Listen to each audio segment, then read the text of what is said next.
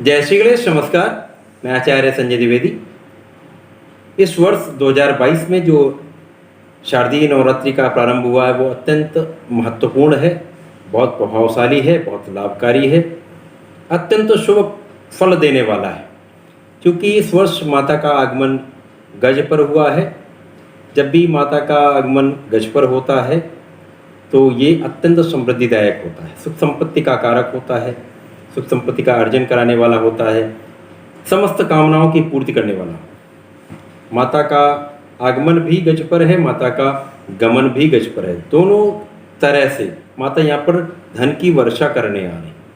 हम सब पर अपना प्रेम की वर्षा, धन की वर्षा यहाँ पर माँ करने वाली है। इस समय में क्योंकि स्थितियाँ इतनी प्रबल हैं, माता का आगमन बहुत प्रसन्नतादायक है, प्रसन्नता देने वाला है, सुखदायक है। साथ ही साथ जो ग्रहों की स्थितियाँ बनी हुई हैं वो भी बहुत प्रबल हैं। क्योंकि इस समय में गुरुदेव बृहस्पति जो अत्यंत शुभ कारक होते हैं उनका अपनी राशि में होना, यहाँ पर सूर्य का जो कि राजा हैं उनके अपने मित्र की राशि में होना, प्रबल अवस्था में होना, गुरुदेव का प्रबल राजयोग बनाना, हंस नामक राजयोग बनाना, सूर्य के साथ बुधादित्य योग बनना, बुध का भद्र योग बनाना, साथ ही साथ यहाँ पर शनिदेव का भी अपनी ही राशि में होना, जो समस्त प्रबल भाग्य कारक ग्रह हैं उनका अपनी प्रबल स्थिति में होना, ये बहुत लाभकारी है। तो इस समय में स्थितियों को देखते हुए, माता का आगमन को देखते हुए एक बहुत ही विशिष्ट कार्य यदि इस नवरात्रि में कर लिया जाए तो जीवन भर आपको धन की प्राप्ति होती रहेगी, धन का आगमन होता रहेगा, आपके जीवन में कभी अन्न धन की कमी नहीं होगी। नवरात्रि में किसी भी दिन आप कर सकते हैं, परंतु शुक्रवार को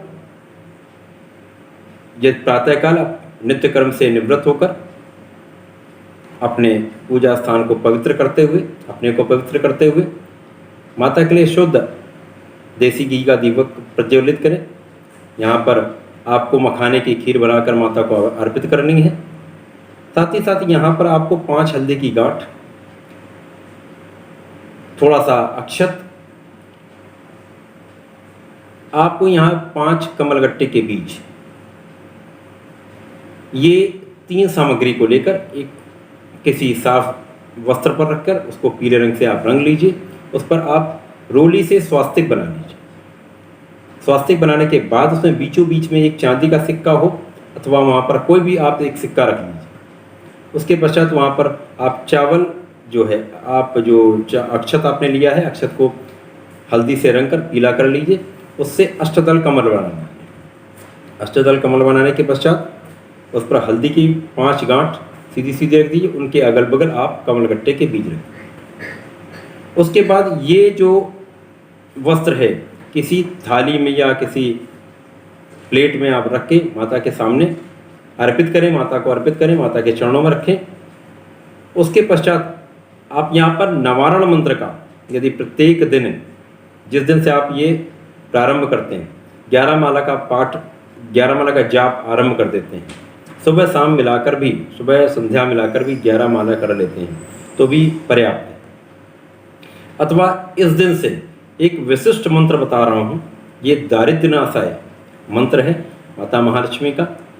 इस मंत्र का यदि प्रत्येक दिन 5 माला का जाप आप कर लेते हैं तो अत्यंत शुभ फल प्राप्त होता है। आपके जीवन से दरिद्रता का अंत हो जाता है, सुख समृद्धि का आगमन प्रारंभ हो जाता है, जीवन में अन्न धन की कमी नहीं होती। घी का दीपक प्रज्वलित करें, धूप जलाएं, माता को भोग अर्पित करें, मखाने की खीर का भोग अर्पित करें, माता के समक्ष बैठकर अपनी कामनाओं को आप कहें।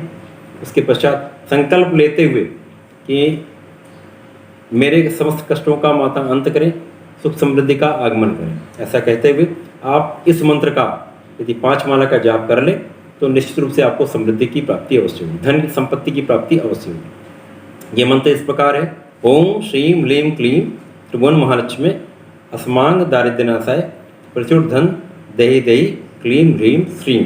ओम श्रीं ह्रीं क्लीं त्रिभुवन महालक्ष्मी अस्मांग दारिद्र्यनाशाय प्रचुर धन देहि देहि क्लीं ह्रीं श्रीं। इस मंत्र का आप नियमित 5 माला का जाप प्रारंभ कर दीजिए। जैसे ही नवमी का व्रत संपन्न होता है, दशहरे के दिन आप संध्या काल में 5 माला का जाप करें।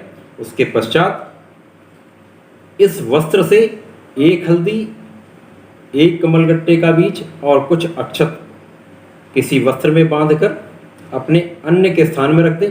जिस पात्र में आप चावल रखते हैं उस पात्र में सबसे नीचे इसको बांध के डाल दें। माता अन्नपूर्णा से प्रार्थना करें।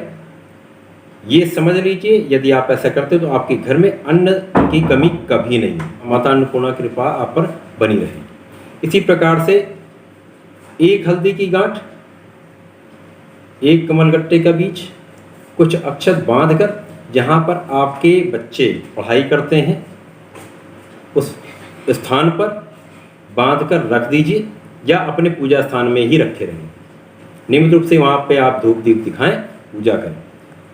तीसरा एक पोटली बनाएं जो समस्त चीज़ों को बांध के, जिसमें सिक्का है वो वाला भाग आप बांध लीजिए। बांधने के पश्चात उसको अपने तिजोरी में रखिए, अपनी अलमारी में रखिए, जहाँ पे आप धन रखते वहाँ पर उसको संभाल के रख दीजिए। प्रत्येक जब आप पूजा का समय होता है, जब विशिष्ट पूजा करते हैं, नवरात्रि में, दीपावली में, बसंत पंचमी में, जब भी उसको निकाल के लाएं, पूजा स्थान में रखें, धूप दीप दिखाएं। उसके बाद अगले दिन जाकर अपने पूजा के स्थान में वापस आएं। यदि इस तरह से आप करते हैं तो निश्चित रूप से जीवन में आपके अन्न धन संपन्नता की कमी कभी नहीं। तो इस वर्ष इस विशेष दिनों में माता की कृपा प्राप्ति करें, अपने जीवन को धन्य करें, ऐसी मेरी भी कामना है। धन्यवाद, नमस्कार।